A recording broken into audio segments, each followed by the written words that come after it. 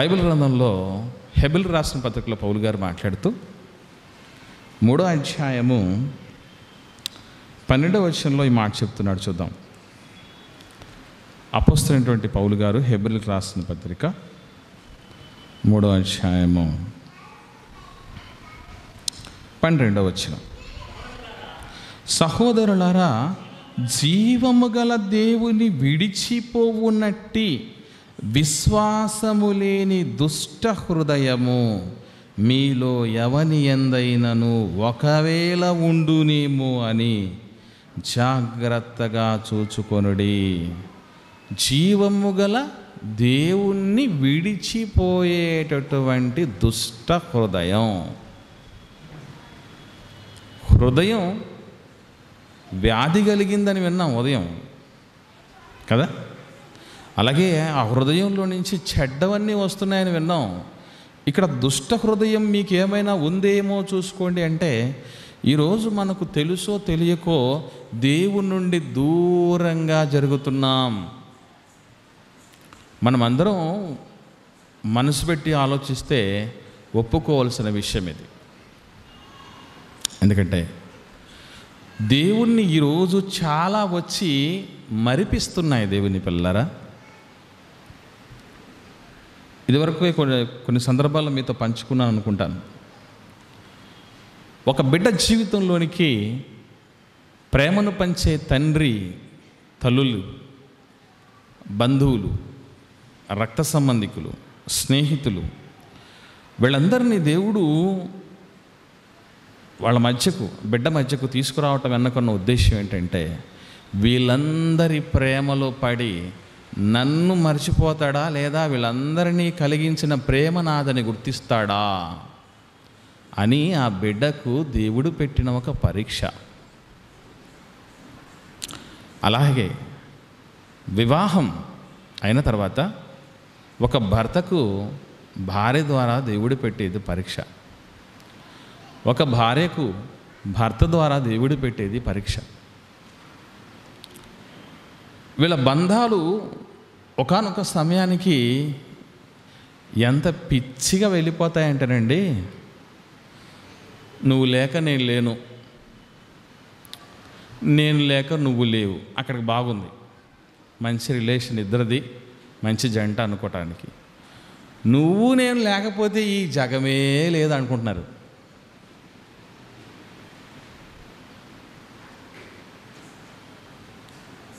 నువ్వు లేకపోతే జగమే లేదు. ఇంకా కొన్ని రకాలను ముదిరిపోయిన పరిస్థితి ఏంటంటే, మనం ఈరోజు సంతోషంగా ఉన్నాం భార్యాభర్తలంగా, ఈ క్షణం ఇలా ఆగిపోవాలి అనుకుంటారు. ఆగిపోతే నువ్వెక్కడ ఉంటావు? నువ్వు పోతావు, నువ్వు ఆగవా? వీళ్ళ మధ్య దేవుడు బంధాన్ని పెట్టడం వలన దేవుణ్ణి విడిచిపెట్టిపోయే దుష్ట హృదయం వస్తుందా అని పరీక్ష దేవుడు పెడుతున్నాడు. ఆదాము అవ్వలకి పెళ్లి చేశాడు. ఏమండి, ఎవరి పెళ్ళైనా 2 డిసైడ్మెంట్స్ వల్ల జరుగుతాయి. ఒకటి, ఫలానా లాజరస్కి ఫలానా బ్యూలాకి వివాహం జరుగులాగున పెద్దలు నిశ్చయించినారు అని రాసి ఉండొచ్చు. మా ఆవిడ నా గురించి చెప్పుకుంటున్నాను ఇప్పుడు. లేదా రెండో రకం, మాకు వివాహం జరుగులాగున మేమే నిర్ణయించుకున్నాము. ఏఎం ఎల్ఎం విన్నారా పేర్లు?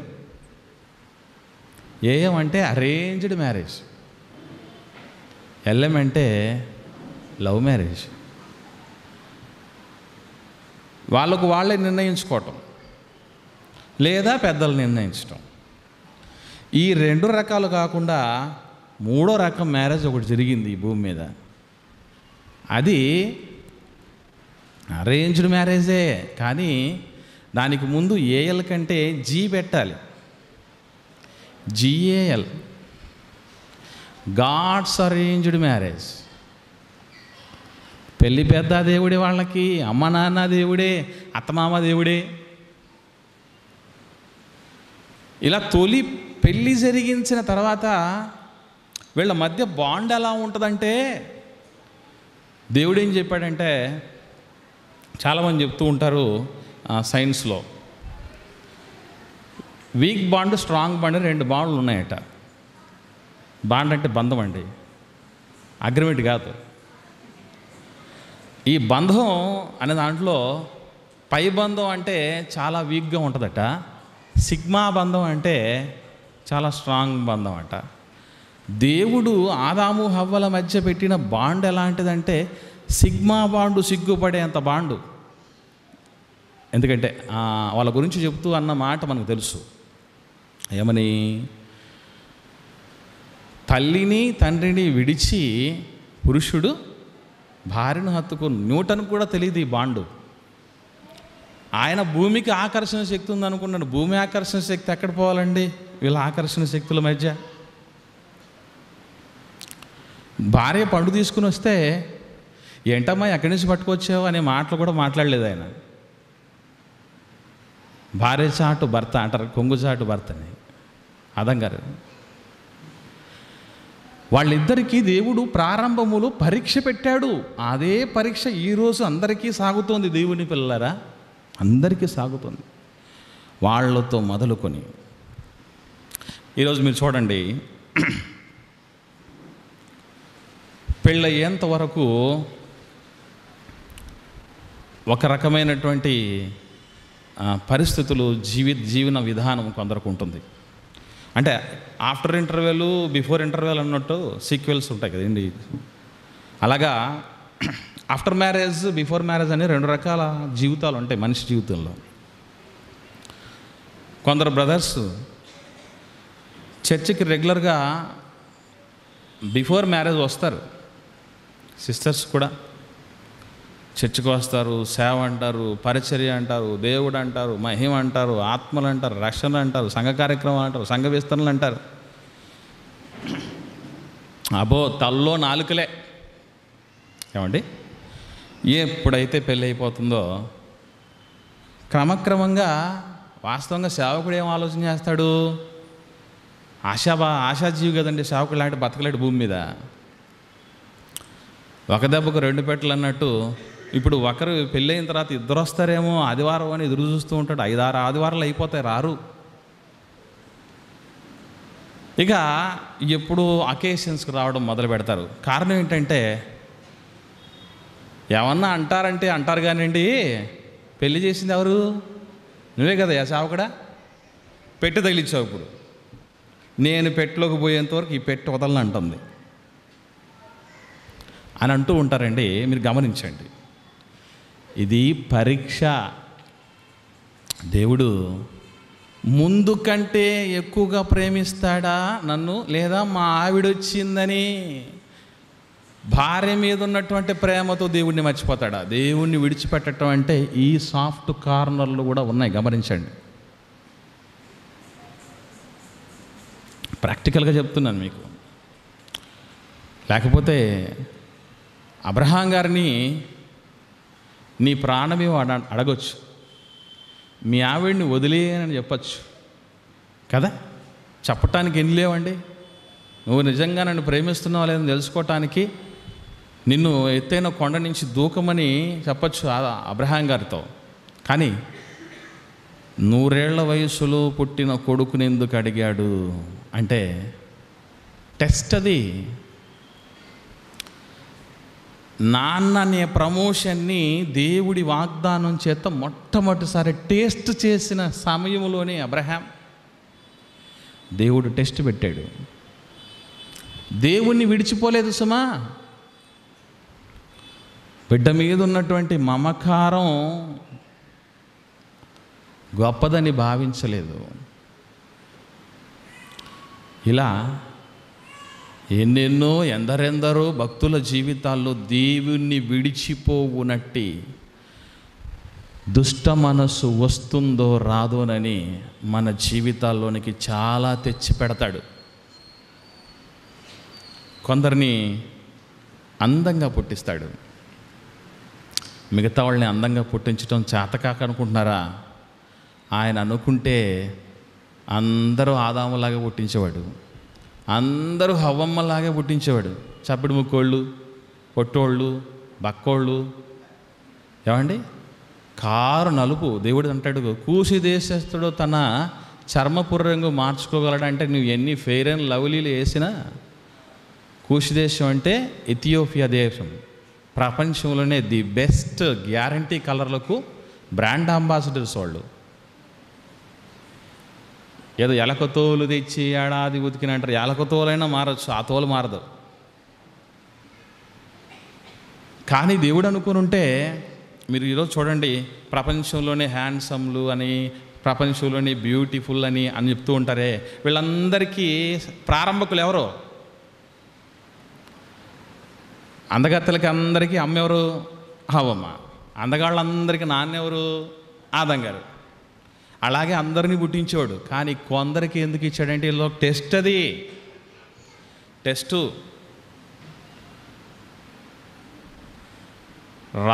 ఒక రాజు ఉండేటట్టు మనకు తెలుసు. ఇంతకుముందు చదువుకుంటున్నటువంటి చదువుల్లో పాతకాలంలో టామరిండ్ డ్రమ్ అనేది ఇంగ్లీష్ టెక్స్ట్ బుక్లో ఫస్ట్ లెసన్ ఉండేది కదా. ఒక రాజు ఉన్నట్టు, అందగాడైన రాజు. ఈ అందగాడు ఏం చేస్తాడంటే, నీళ్లు కడుక్కోవటానికి నీళ్ళల్లోకి ముఖం చూసుకున్నప్పుడు కాసేపు ఆగిపోతాడట అక్కడ. ఆహా, ఏమి ముఖార విందం అనుకొని. ఇతరులతో మాట్లాడేటప్పుడు ఎదుటివారి కళ్ళల్లో తన రూపాన్ని చూసుకుంటాడట. ఎక్కడ పడితే అక్కడ అద్దం లేదా అద్దంలో చూసుకొని మురిసిపోవటం, నీళ్ళలో చూసుకొని మురిసిపోవటం, ఎదుటివారి కళ్ళల్లో చూసుకొని మురిసిపోవటం. ఇవి ఎందుకు చెప్తున్నానంటే, ఇంత అందంగా పుట్టించిన నన్ను గుర్తించుకుంటారా, లేదా అందాన్ని పట్టుకు వేలాడతారా? పరీక్షది. దేవుణ్ణి విడిచిపెట్టి వెళ్ళే దుష్ట హృదయం మీలో ఎవరికైనా ఉందేమో చూసుకోండి. కొందరికి కండలు తిరిగిన దేహం, ఎవరినైనా మట్టి కరిపించగలిగిన శౌర్యం ఇస్తాడు. ఇలా ఇచ్చినప్పుడు ఒక అబ్షాలోం ఉన్నాడు. అబ్షాలోం పరిస్థితి తెలుసా మీకు? తెలుసో తెలీదో మీకు? అబ్షాలోమంత అందగాడు ఇశ్రాయేలులోనే లేడట. ఏటేటా ఆయన కత్తిరించి, ఒకవేళ తల వెంట్రుకలు కత్తిరిస్తే 2 కిలోలు బరువు వెంట్రుకలు పడతాయట. అసలు 2 కిలోలు బరువు వెంట్రుకలు అంటే ఎన్ని పడతాయి తెలుసా మీకు? మన ఎలాంటి వాళ్ళని తెలుసా? ఇంత రాగానే మురిసిపోతాం. ఎందుకు? ఏవో ఒకటి పక్క పిల్లు, ఆ పిల్లు, ఈ పిల్లు వస్తాయేమోనని కదా. అంత సౌందర్యవంతుడైనోడు ఏం చేయాలనుకున్నాడు, ఎలా మారిపోయాడు, ఏమైపోయాడు మనకు అందరికీ తెలుసు. Speed thrills but it kills అనేది ఎక్కడి నుంచి వచ్చింది అనుకుంటున్నారు? కంచెగాడిద మీద పరుగులు తీస్తూ పోతున్నాడట అబ్షాలోం. మస్తకి వృక్షము అన్నది ఒక గుబురుగా ఉండేదండి. ఈయన తల వెంట్రుకలు గుబురు వెంట్రుకలు వేగంగా పోతున్నాడు. మస్తకి వృక్షం అడ్డొచ్చింది, ఇంక అయిపోయింది, అది పట్టేసుకుంది. ఇవన్నీ మీకు ఎందుకు చెప్తున్నానంటే, ఏ కాలంలోనైనా సరే ఒక పరాక్రమశాలి ఉన్నాడు, సంసోనుకి ఒక పరాక్రమశాలిగా ఉండే శక్తి ఎందుకు ఇచ్చాడో తెలుసా? ముందుగా సంసోనును పరీక్షించటానికి. ఇశ్రాయేలీలను శత్రువుల నుంచి, ఫిలిస్తీన్ల నుంచి విడిపించటానికి అనుకునేది తర్వాత. ఎందుకంటే నేను ఎప్పటి ఎటుల విడజిమ్ము కొందును అనుకున్నాడంటే, ఈ దేని మీద కాన్ఫిడెన్స్ ఉండింది తెలుసా సంసోనుకి? తన యొక్క శక్తి మీద, బాహుబలం మీద ఉండేది. ఇలా కొందరికి చదువులు బాగా ఇస్తాడు, కొందరికి డబ్బు బాగా ఇస్తాడు, కొందరికి తెలివితేటలు బాగా ఇస్తాడు. సొలొమోనుకి ఇచ్చాడు. నీకంటే తర్వాత కానీ, నీకంటే ముందు కానీ నీ వంటి జ్ఞానవంతుడు ఉండబోడని. కానీ అదే జ్ఞానం సొలొమోను గారిని దేవుడి నుంచి దూరం చేసింది. పరీక్షలో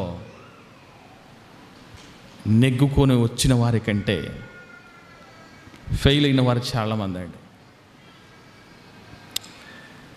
యేసు ప్రభును ఆలోచించి చూడండి. ఇక్కడ ఆయన పరిస్థితి చూస్తే 10,000 మందిలో కూడా ఆయన్ని కనుగొనవచ్చట.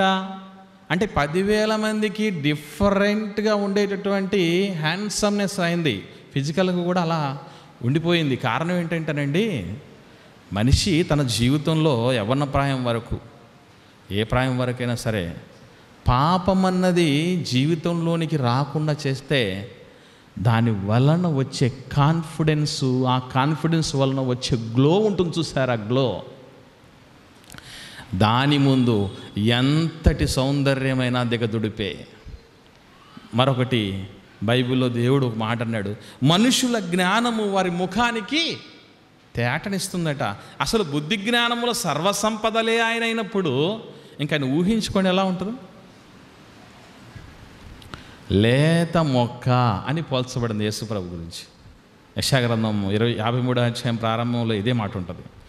లేత మొక్క వలెను అతడు ఎండిన భూమిలో మొలిచాడు. ఏమంటే చిన్న లేత మొక్కని మీరు గమనించండి, ఏ మొక్క అయినా చూడండి ఎలా ఉంటుంది తెలుసా?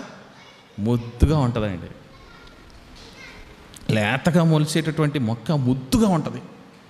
అలా ముద్దు గొలిపేటటువంటి పరిస్థితిలో ఉన్నాడు. ఇచ్చిన సౌందర్యాన్ని బట్టో, జ్ఞానాధారం ఆయనే, ఆ జ్ఞానాన్ని బట్టో, లేదా తను ఆదరించేటటువంటి తత్వాన్ని బట్టో, లోకానికి తన ద్వారా వచ్చిన రక్షణను బట్టో, అనేక రకములైన ప్రతి విధమైనటువంటి వ్యాధిని, బాధలను బాగు చేయడాన్ని బట్టో, పరమ వైద్యపు స్థితిని బట్టో యేసు ప్రభు అతిశయించలేదు, దేవుణ్ణి ప్రక్కన పెట్టలేదు. ఇంకా ఎన్నో సందర్భాల్లో చెప్పిన మాట మనకు అందరికీ తెలుసు, తండ్రి నాకంటే గొప్పవాడని. దేవుణ్ణి విడిచిపోయేటటువంటి దుష్ట హృదయం మనకుందా? ఈరోజు మనందరి మధ్యకు ఒకప్పుడు 250 రూపాయలు, 300 రూపాయలు ఉండేటటువంటి 1 GB డేటా అనేది రోజుకొక GB డేటా వచ్చేటట్లుగా, నెలంతటికి 300, 400కి వచ్చేటట్టుగా ఉందంటే ఏంటనుకుంటున్నారు? అది టెస్టు. ప్రతిరోజు నీకు నాకు దేవుడు పెట్టిన టెస్టు ఈ సెల్ ఫోన్లో నువ్వేం చూస్తావని.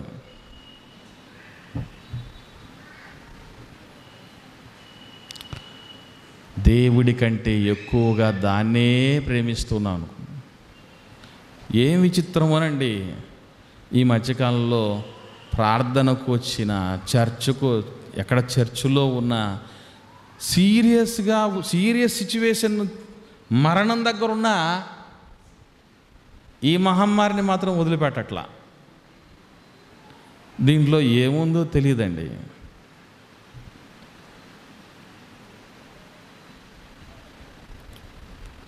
అమ్మ కడుపులో ఫేస్ వేయలేనోడికి ఫేస్ ఇచ్చిన ఘనత దేవుడిది.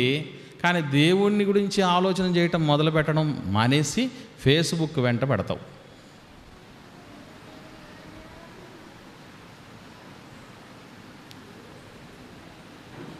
యూట్యూబ్ అంటావు. అసలు ఫాలోపియన్ ట్యూబ్ అని ఒకటి ఉంటుంది తెలుసా మీకు? బొడ్డు కత్తిరిస్తూ ఉంటారే. దేవుడు మనం ఈ భూమి మీద పురుడు పోసుకోవటానికి ఏర్పాటు చేసిన ట్యూబ్ అది, ఫాలోపియన్ ట్యూబ్. దానికంటే గొప్పదని యూట్యూబ్. ఇలా ఆలోచన చేయగలిగితే దేవుని పిల్లలారా, దేవుణ్ణి విడిచిపెట్టి వెళ్ళగలిగినటువంటి దుష్ట హృదయాలు చాలా వచ్చి పడ్డాయి. బిడ్డలు కలగగానే బిడ్డలు చూసుకుంటూ మురిసిపోతూ వాళ్ళదే జీవితం, వాళ్ళదే సర్వస్వం అనుకుంటూ ప్రార్థన కూడా చేయని తల్లులు ఉన్నారు, తండ్రులు ఉన్నారు. లేరా? మీలో ఎవరికైనా, మళ్ళీ చదువుతాం ఆ మాటని, హెబ్రీ పత్రిక 3వ అధ్యాయం 12వ వచనం, సహోదరులారా, జీవము గల దేవుని విడిచిపోవునట్టి విశ్వాసము లేని దుష్ట హృదయం. విశ్వాసము లేనిది. దేవుణ్ణి విడిచిందాం అంటే నమ్మకం కోల్పోయాం. ఏమని దేవుళ్ళో ఆనందం లేదు, దేవుడితో లాభం లేదు, దేవుడితో ఎంజాయ్మెంట్ లేదు. దేవుడు అంటే హరాస్మెంటు. అందుకే చూడండి, దేవుడి గురించి మాట్లాడితే కొద్ది నిమిషాల్లోనే ఎదుటి వాళ్ళ ముఖంలో మార్పులు వస్తాయి. సల కాగిపోతున్నటువంటి వేడెక్కిన పెన్నం మీద వేసినటువంటి మొఖంలో మారిపోతాయి ముఖాలు. సేవకుడు టైం పెంచుకుంటూ పోదాం అనుకోండి, వాక్యం చెప్పేటప్పుడు అక్కడ ఉన్న ముందు ఎదురుగుండా ఉన్న ముఖాలను చూడలేడు సేవకుడు, భయం. ఎందుకంటే ఆ ముఖాల నుంచి ఎలాంటి సందేశాలు వస్తాయో తెలుసా? మర్యాదగా ఆపుతావా, నన్ను రమ్మంటావా అన్నట్లు. ఎందుకో తెలుసా దేవుని పిల్లల ఈ తత్వం? మనకు దేవుడితో, దేవుడి వాక్యంతో ఉన్న అటాచ్మెంటు, ఎంజాయ్మెంటు పోయింది. అందుకే ఏ ఊర్లోకైనా సువార్త చెప్తామని వెళితే 1,00,000 ప్రశ్నలు, ఆటంకాలు, అడ్డులు. ఒరేయ్, మేము ఈరోజు రికార్డింగ్ డ్యాన్స్ చేస్తాం అని అనగానే మంచి ప్లేస్ చూపిస్తాం, రండి, ఈరోజు రాత్రికి మీరు మా దగ్గర ఉండాలి, దయచేసి వేరే వాళ్ళ ఇంటికి వెళ్ళకండి, ఎందుకంటే ఏ రికార్డింగ్ డ్యాన్సులు వచ్చినా మా దగ్గరకు వస్తారు. ఎంతవరకు అంటే 11, 12 అంటే కుదరదు బ్రదర్, తెల్లారేంతవరకు ఉండాల్సిందే, ప్లీజ్. ఏమన్నా అంటే ఈవెంట్స్ పెంచండి. దేవుణ్ణి విడిచిపోయేట్టు చేస్తుందండి. ఒక రికార్డింగ్ డ్యాన్స్ని, ఒక సువార్త సభను పక్కన పెడితే దేనికి ఓటేస్తున్నాం? టీవీలో దేవుడికి సంబంధించిన ఛానల్ని, సీరియల్కు సంబంధించిన ఛానల్లో, క్రికెట్కు సంబంధించిన ఛానల్లో, లేకపోతే మన వ్యాపకానికి సంబంధించి, మన పాడుబూదులకు సంబంధించిన ఛానళ్ళు ఏదన్నా పక్కన పెడితే దేనికి ఓటేస్తావు?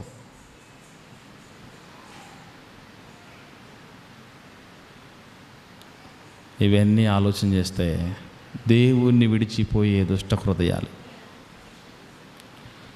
యేసుప్రభు జీవించిన కాలంలో మహానుభావుడండి. మనకు ఎన్నో సందర్భాల్లో అనిపిస్తుంది, నాకు మళ్ళీ అలా ఆలోచించడం కూడా తప్పేమో అనిపించేది.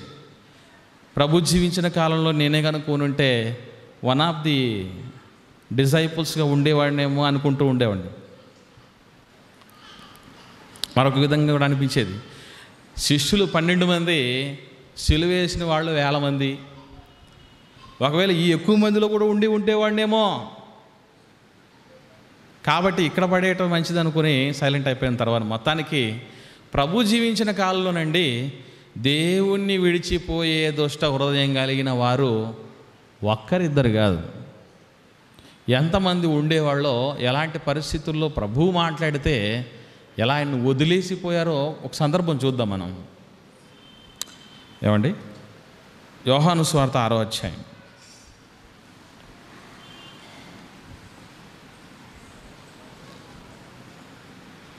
యోహాను సువార్త 6వ అధ్యాయం 66వ వచనం.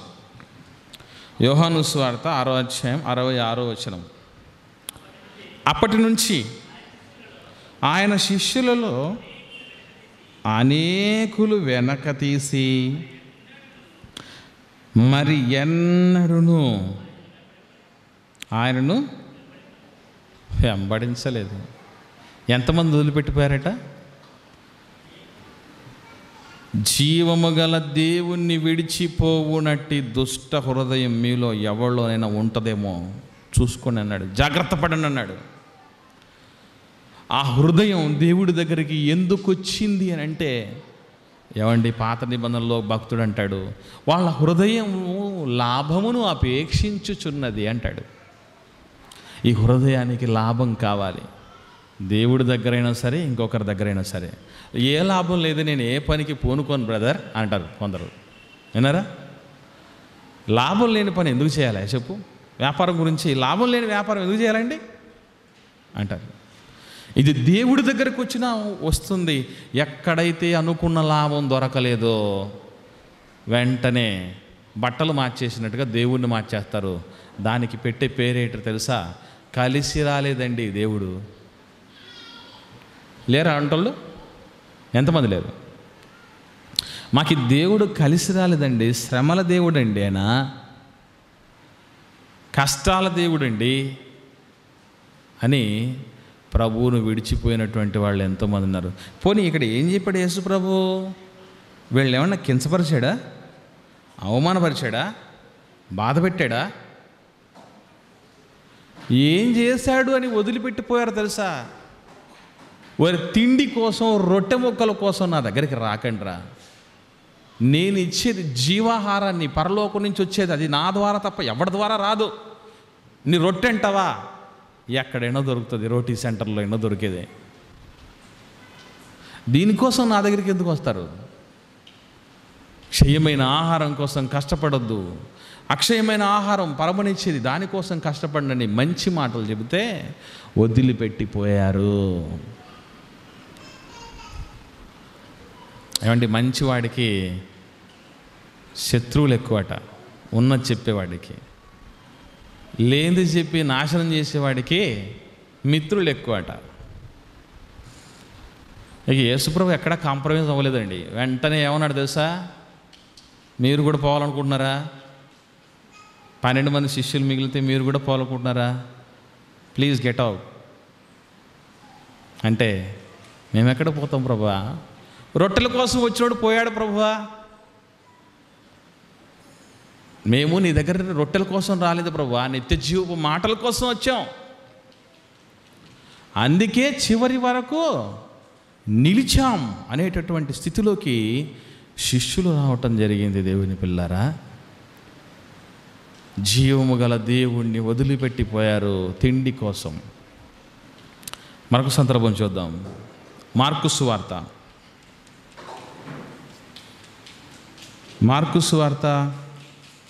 5వ అధ్యాయము ప్రారంభ వచనం నుండి సందర్భం ఉంటుంది. గెరాసేనీయుల దేశంలోనికి యేసుప్రభు వెళ్తాడు, మనకందరికీ తెలుసు కదా. ఆ టైంలో ఇంకా ఎవ్వడూ సాధుపరచలేని దయ్యం పట్టినటువంటి ఒక వ్యక్తి సమాధుల్లో ఉంటూ తన్ను తాను గాయపరుచుకుంటూ గట్టిగా కేకలేస్తూ మనిషిలాగా లేడు, సాతానుకు ప్రతిరూపంగానే ఉన్నాడు. అటువంటి ఆయన దగ్గర పడిన తర్వాత దేవుడు అతన్ని బాగు చేశాడు, స్వస్థచిత్తుని చేశాడు, మరలా సాధారణమైనటువంటి మానవుడిని చేశాడు. ఆ గెరాసీనుల దేశమంతటి దానిలో ఏ ఒక్కడో చేయలేని పనిని ప్రభువు చేశాడు. ఆ టైంలో ఏం జరిగింది? 17వ వచనం చూద్దాం. తమ ప్రాంతములు విడిచి పొమ్మని వారాయన్ను బతిమిలాడు కొనసాగిరి. యేసుప్రభుని ఏం చేయమన్నారు? దయచేసి మా ప్రాంతాలు వదిలిపెట్టిపో. ఎందుకన్నారు తెలుసండి? వీళ్ళకి వచ్చిన బాధ ఏంటంటే వాళ్ళ జీవనోపాధి అయిన 200 పందులు చచ్చిపోయాయండి సముద్రంలో పడి. ఏమండి, యేసుప్రభు ఊరికలే చెప్పలేదు, మీరు పిచ్చుకల కంటే శ్రేష్ఠులు, మనిషి గొర్రె కంటే శ్రేష్ఠుడు. అట్ ద సేమ్ టైం 200 పందుల కంటే కూడా శ్రేష్ఠుడే కదా మనిషి. పోతే పోయా ఈ పాడు పందులు, మాతో పాటు ఉన్నటువంటి, మాతో పాటు తిరిగినటువంటి మా బంధువుడైనటువంటి వాడిని సాధారణ మానవుడిగా చేసావయ్యా మహానుభావ. ఏమంటే కాసేపు ఆలోచన చేద్దాం. ఆ ఊర్లో ఉండేవాళ్ళు 200 పందులు చంపుకుని వాళ్ళని చంపుకుంటే బాగుపడతాడా? దేం పట్టినాడు? ఏ దేవతకు బలిస్తే బాగుపడతాడండి? ఆలోచించాడు. బాగుపడిన వాడిని చూడడం లేదు. జీవనోపాధి పోయిందని జీవము గల దేవుణ్ణి విడిచిపెట్టి వెళ్ళమండగా నువ్వెళ్ళు. ఈరోజు మన హృదయంలో గూడుగట్టుకున్న కొలువైన దేవుణ్ణి మన దుష్ట ఆలోచనల వల్ల, మన దుష్ట క్రియల వలన గెరాసేనీల దేశంలో ఉన్న వాళ్ళు విడిచి పొమ్మని చెప్పినట్టుగా మనం ఏమైనా చెప్తున్నాము ప్రభుకి? ఆలోచించాలి దేవుని పిల్లరా, జాగ్రత్త పడండి అన్నాడు. అందుకే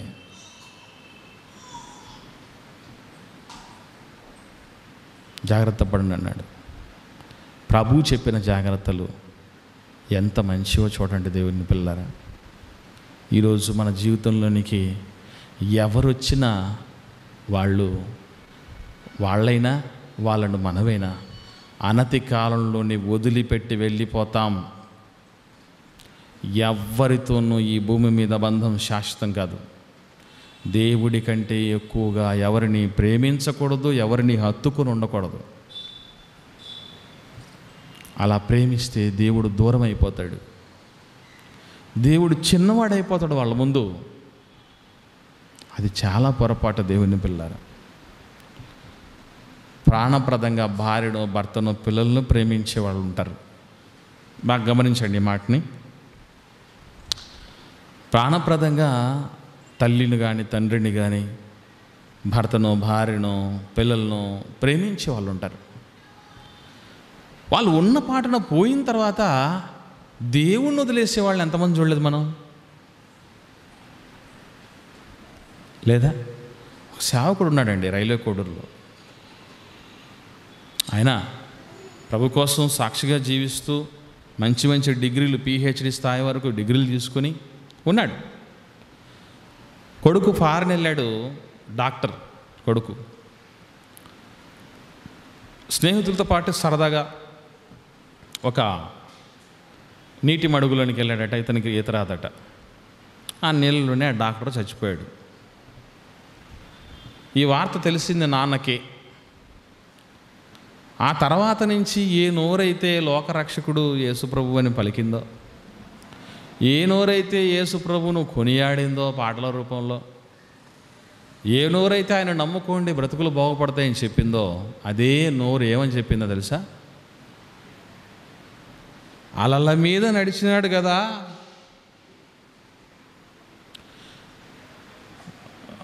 పేతురు మునిగిపోతూ ఉంటే చెయ్యి పట్టుకొని లేవనెత్తినాడు కదా, మరి నా కొడుకునెందుకు లేవనెత్తలేకపోయాడు? నా కొడుకునెందుకు కాపాడలేకపోయాడు? సరైనోడు మనలాంటోడు ఉండింటే అక్కడ క్వశ్చన్ వేసినప్పుడు బాగుండేదండి. పేతురు ఎందుకు మునిగిపోయాడంటే అవిశ్వాసి, అల్ప విశ్వాసి. నీకు ఎడుకెందుకు మునిగిపోయాడో ఆలోచన చేసుకోవాలి. అసలు యేసుప్రభు సందర్భం ఏమిటి, పేతురు సందర్భం ఏంటి, ఇది అక్కడ ఆపాదించడం ఏంటండి? ఇది ముందుగా దేవుడి కంటే ఎక్కువగా వాళ్ళు ప్రేమించడం తప్పును, దానికి తోడు వాళ్ళు దూరం అయిపోయిన తర్వాత దేవుణ్ణి వదిలిపెట్టడం మరింత తప్పు. దుష్ట హృదయం అది, విశ్వాసము లేని దుష్ట హృదయం. అందుకే ఎవడైనా విశ్వాసములో ఉన్నత స్థాయికి పోయిన వాడు ఎలా ఉంటాడు తెలుసా? విశ్వాసం క్రత యేసుప్రభుని చూడయ్యా, సిలువలో దేవుడు వదిలేసినా కూడా విలవిల్లాడిపోయాడు. నా తండ్రి నన్నేలా విడనాడితివి అన్నాడు తప్ప తండ్రిని తాను విడిచిపెట్టలేదు. అది విశ్వాస స్థాయి అంటే. దేవుడే వదిలిపెట్టాలి నిన్ను తప్ప నువ్వు వదలటం ఏంటి? నువ్వు వదలటం వల్ల ఏమైనా దేవుడికి నష్టమా? నష్టపోయేది నువ్వే. శాశ్వతమైన కష్టాల్లోకి వెళ్ళిపోయేది మనమే. మనం వదిలేస్తే కదండి దేవుడు. కనుక దేవుని పిల్లారా, దేవుణ్ణి విడిచిపోయేటటువంటి పరిస్థితులు ఏమి మన జీవితాల్లో ఉన్నాయో ఒక్కసారి పరీక్ష చేసుకోండి. బంధాలా? ఎంతో కాలం ఉండవు ఆ బంధాలు. చూస్తున్నాం కదా ఇప్పుడే మన కళ్ళ ముందే చాలా చాలా సందర్భాలు, పరిస్థితులు జరుగుతున్నాయి కదండి. ఎవరు ఏ బంధం నిలబడదు. శాశ్వతుడైన దేవుడే మన నివాస స్థలం. ఆయన నుండి వచ్చాం, ఆయన దగ్గరికే వెళతాం. మధ్యలో వచ్చిన వాళ్ళు అప్పుడప్పుడు భార్య గురించి అమ్మ నాన్నలు చెప్తూ ఉంటారు కొడుకుతో. ఏమని? ఒరే అది మధ్యలో వచ్చిందిరా, మధ్యలో పోతుందని. భార్య ఏంటి, అమ్మ లేకపోతే అమ్మ నాన్నలు, ఈ మాట చెప్పిన అమ్మ నాన్నలు కొడుకు ఏమన్నా ఈ ప్రపంచంలో నిండిపోతారా? లేదు కదండి, పోతారు వాళ్ళు కూడా. ఒక పాత్ర పోషించటానికి ఈ లోకానికి వచ్చిన వాళ్ళని చూసుకొని మురిసిపోతూ వీళ్ళతో బంధం శాశ్వతం అనుకుని శాశ్వతమైన దేవుడితో ఉన్న బంధాన్ని విడిచిపెట్టుకోకూడదు. అది దుష్ట హృదయం, అవిశ్వాసంతో కూడిన హృదయం, విశ్వాసము లేని దుష్ట హృదయం. అది ఉందో లేదో చెక్ చేసుకోండి అన్నాడు. కలిసి రాకపోతే దేవుడిని వదిలేస్తారు. కలిమిని చూడొద్దురా అని దేవుడు చెబుతూ ఉంటే కలిమి కలిసి రాకపోతే దేవుడిని వదిలేసిన పరిస్థితులు ఉంటున్నారండి. అందుకే ఒక భక్తుడు ఒక పాట రాశాడు. ఏమన్నా తెలుసా? విడిచిపెట్టకు ప్రభువుని, విశ్వాసమును విడిచిపెట్టద్దు. దానికంటే బదులుగా ఏం విడిస్తే మంచిది తెలుసా? ప్రభు కొరకు తుది శ్వాసనైనా విడిచిపెట్టు అన్నాడు. ప్రభు కొరకు తుది శ్వాసనైనా విడిచిపెట్టు అన్నాడు, కానీ విశ్వాసాన్ని విడిచొద్దు, అది కాపాడుకోవాల్సింది. పౌలు గారు అన్నాడు కదా. ఏమన్నాడు? తిమోతి గారికి రాస్తున్న 2వ పత్రిక 4వ అధ్యాయం 7వ వచనంలో చూడండి ఏమన్నాడు. చివరిగా ముగించుకుందాం. తిమోతి గారికి రాస్తున్న 2వ పత్రిక 4వ అధ్యాయం 7వ వచనంలో ఏమన్నాడు చూద్దాం.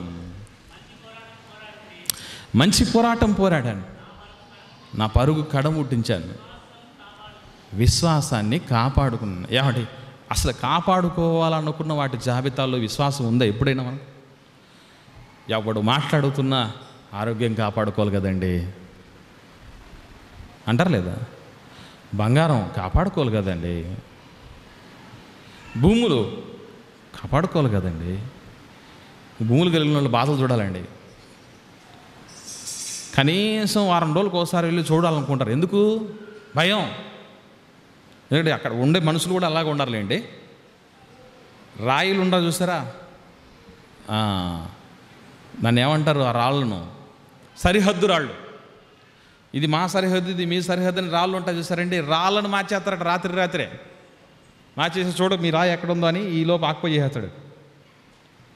భూముల్ని కాపాడుకోవాలనేవాళ్ళు, తర్వాత ఆస్తిపాస్తుల్ని కాపాడుకోవాలనేవాళ్ళు, ఆరోగ్యం కాపాడుకోవాలనేవాళ్ళు, అందం కాపాడుకోవాలనేవాళ్ళు, ఆయుష్ కాపాడుకోవాలనేవాళ్ళు, అన్ని రకాలైనవి కాపాడుకోవాలి. ఈ సెల్ ఫోన్ బాగా ఉండాలని దీన్ని ఏం చేస్తున్నారు? వెనకలో ఒక గార్డు, ముందు ఒక గార్డు కదా. ముందేమో టెంపర్ గ్లాసు, వెనకేమో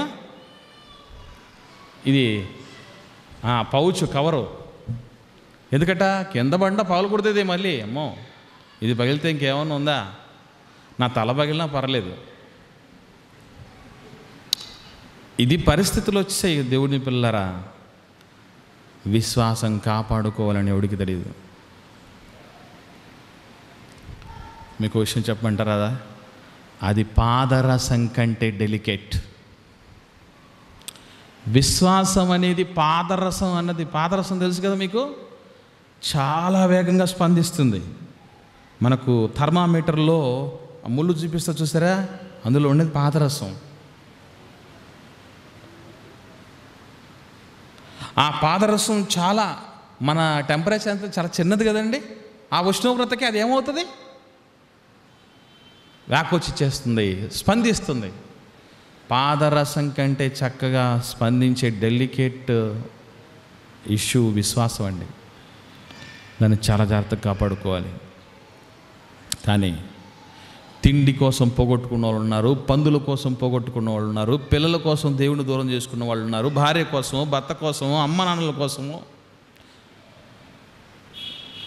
భూమి మీద అశాశ్వతంగా ఎప్పుడు మనల్ని అవి వదిలిపెట్టిపోతాయో, లేదా ఎప్పుడు వాళ్ళను మనం వదిలిపెట్టిపోతామో తెలియని పరిస్థితుల్లో ఉన్న అశాశ్వతమైన వాటి కోసం ఎన్నటెన్నటికి నీ ఉండాల్సిన బంధాన్ని పోగొట్టుకుంటున్న దౌర్భాగ్యపు స్థితికి మనం వచ్చాం. అందుకే ఏ ఒక్కరితోనూ ఎక్కువ అటాచ్మెంట్స్ కలిగి ఉండకండి. అలాగని ఇంటికి వెళ్ళినప్పటి నుంచి శ్మశాన వైరాగ్యాన్ని కలిగి ఉండకండి. ఎందుకు అలా ఉన్నామంటే, ఈరోజు వాక్యం వినడానికి వెళ్ళకపోయినా బాగుండేది, ఆ మనసంతా విరిచేశాడు ఆ సేవకుడు అని చెప్తారు. అది కాదండి, వాస్తవం ఇది. ఎక్కువ ప్రేమ భార్య పెంచుకున్నట్టుందా? వెంటనే మందేయాలి మీరు. ఏమని? నువ్వు లేక నేను లేను, నేను లేక నువ్వు లేను, ఇద్దరు లేకపోతే జగమే లేదని కాదు. నువ్వు పోతావు, నేను పోతాను. ఎవరి ముందు పోతారో తెలీదు. మతానికి పోయినప్పుడు దేవుడి దగ్గరికి పోవాలమ్మా అని చెప్పాలి. లేదంటే ఆ ప్రేమను చూసినప్పుడు ఏమనిపిస్తుందో తెలుసా అండి, వెంటనే అందరినీ మర్చిపోతాం, ముఖ్యంగా దేవుడిని. విశ్వాసం కదండి, చాలా డెలికేట్ అని చెప్పాను కదా, వెంటనే వ్యానిష్ అయిపోతుంది. కళ్ళ ముందు భార్యో, కళ్ళ ముందు పిల్లలో, కళ్ళ ముందు మిగతాటి ఎన్నో ఉంటాయి. ఎన్నో సందర్భాల్లో చూడండి, మనల్ని ఆపేసింది ఈ బంధాలే. దేవుడిలో ఎదగనీయకుండా, దేవుడితో బంధాన్ని, బంధుత్వాన్ని ఎంజాయ్ చేయనీయకుండా అడ్డుపడింది ఈ బంధాలే. వాటిని జాగ్రత్తగా డీల్ చేస్తూ రావాలి. లేదంటే మనం ఎదగలేం. దేవుడితో బంధాన్ని పదిలం చేసుకోలేం. తుది శ్వాస విడిచాక దేవుణ్ణి చేరుకోలేం.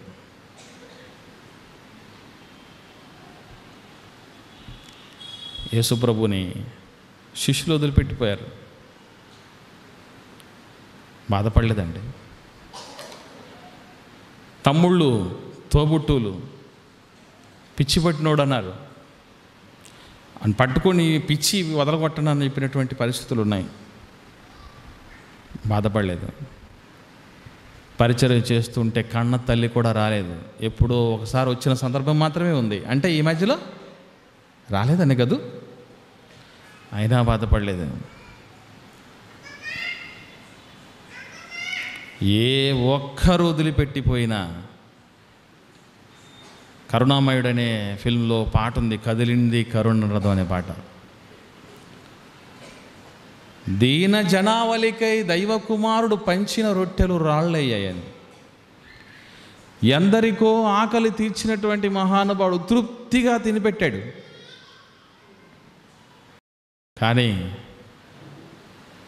ఎందరి ఆకలిను తీర్చిన వాడి, ఎందరి దాహమును తీర్చినటువంటి వాడికి చేదు చిరకను వచ్చినా బాధపడలేదు. కారణం ఏంటంటే, వీళ్ళతో నా రోల్ అయిపోబోతుంది, నా పాత్ర వీళ్ళతో ముగిసిపోతుంది.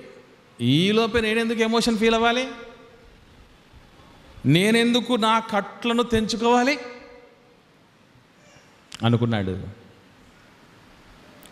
తుది శ్వాస విడిచిన వెంటనే పొజిషన్ మారిపోయింది కదా. ఆ పరలోకములను, భూమి మీదను, భూమి క్రిందను, ముల్లోకాలలో సర్వాధికారిగా మారిపోవటం జరిగింది యేసుప్రభు. కుటుంబంతో అటాచ్మెంట్స్ ఎంతవరకు ఉండాలి అంతవరకు, స్నేహితులతో, భార్యతో, పిల్లలతో, మన శరీరంతో సహా విడిచిపెట్టిపోతాం. దేవుడి కోసం, ఈ దేహం కోసం దేవుడినైనా వదులుతాం. ఆ దుష్ట హృదయం మనలో రాకుండా జాగ్రత్త పడాలి.